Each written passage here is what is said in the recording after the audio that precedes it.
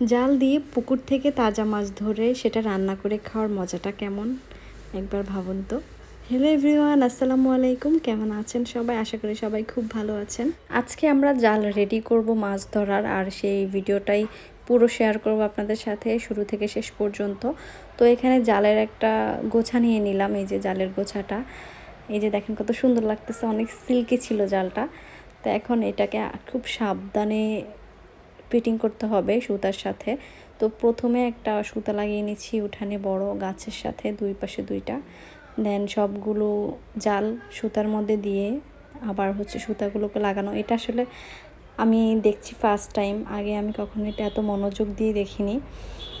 তো এই জন্য একটু শেয়ার করলাম। এই যে দেখেন সুতা দিয়ে জালগুলোকে আবার আটকিয়েছে যেন জালটা খুলে না যায়, এক জায়গায় স্থির থাকে। আমি আগেও কয়েকবার দেখেছিলাম জাল কিভাবে সুতার সাথে রেডি করে মাছ ধরার জন্য, কিন্তু এবার একদম মনোযোগ দিয়ে দেখেছি, কারণ এখন আমি ভিডিও করেছি তাই।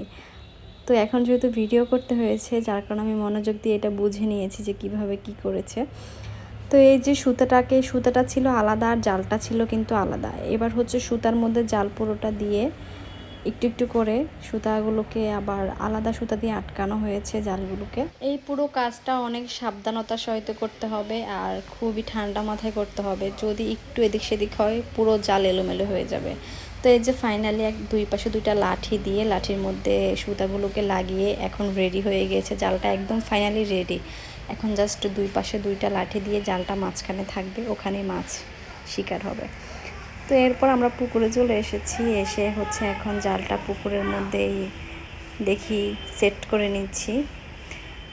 তো এই যে দুই পাশে, এটা আসলে অনেক ঠান্ডা মাথায় করতে হবে, না হলে একদম পুরো এলোমেলো হয়ে যায় সব কিছু। আমি আজকের ভিডিওতে পুরো প্রসেসিংটাই আপনাদেরকে দেখানোর চেষ্টা করেছি শুরু থেকে শেষ পর্যন্ত।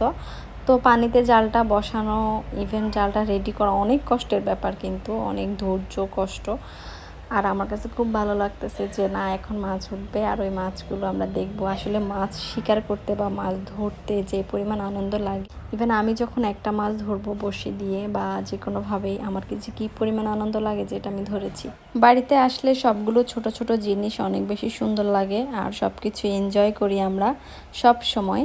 আর এখন এত পরিমাণ গরম, এবার বৈশাখ মাসে এত পরিমাণ গরমে পুরো হাঁসফাঁস অবস্থা, ঘরেই থাকা যায় না। এর মধ্যে তো লোডশেডিংয়ের কী বলবো, এত পরিমাণ লোডশেডিং হয় গরমে, রাতে দিনে কোনোভাবে ঘুমানো যায় না। যতই দিন যাচ্ছে ততই গরমের তাপ বেড়ে যাচ্ছে আর গাছপালাও কমে যাচ্ছে। কিন্তু বাড়িতে একটু বাতাস থাকার কথা, এখন অনেক কমে গিয়েছে বাতাস আগের তুলনায়।